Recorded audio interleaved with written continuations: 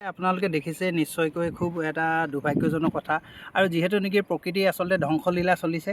এচাম দুষ্ট চক্ৰই আমাৰ প্ৰকৃতি ধ্বংসৰ গৰাহলৈ ঠেলি দিছে আৰু ব্ৰহ্মপুত্ৰৰ আমাৰ মাইজানৰ ঘাটৰ পৰা লৈ ডিব্ৰুগড় অহৰহ আপোনাৰ কাঠ কয়লা যি কাঠ আমাৰ ডাঙৰ ডাঙৰ যিবিলাক আমাৰ গছ গছনি কাটি কাঠ কয়লা প্ৰস্তুত কৰি এচাম অসাধু চক্ৰ ব্যৱসায়ীয়ে তেখেতলোকে নিজৰ মুনাফা আদায় কৰি তেখেতলোকে আমাৰ এই অঞ্চলসমূহত ভিন্ন ভিন্ন গছবিলাক কাটি ভাল ভাল গছবিলাক কাটি মূল্যৱান গছবিলাক কাটি তেখেতলোকে কাঠ কয়লা প্ৰস্তুত কৰি তেখেতলোকে কেনেধৰণৰ অনুজ্ঞাপত্ৰ আছে নাই আমি তেখেতলোকক আমি তন্নকৈ আচলতে যিহেতু বিভাগসমূহ আছে বিভাগসমূহে তন্নকৈ পৰীক্ষা কৰিলে নিশ্চয় অৱগত হ'ব।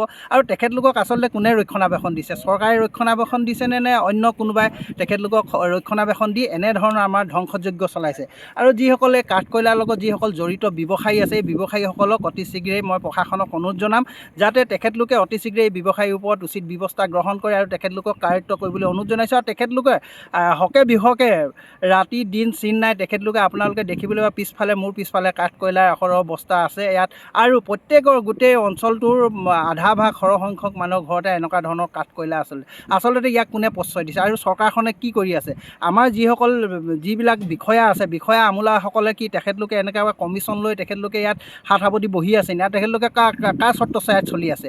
আৰু এই আমাৰ অনুভৱ হৈছে যে জনপ্ৰতিনিধিও ইয়াত কিবা সাঙুৰ খাই আছে নেকি, আমাৰ অনুভৱ হৈছে তেনেকুৱা। আৰু যিসকল আমাৰ বিষয়া আছে বিষয়াসকল আমোলাসকল ইয়াত জড়িত হৈ আছে নেকি, আমাৰ এটা ডাঙৰ প্ৰশ্ন হৈছে।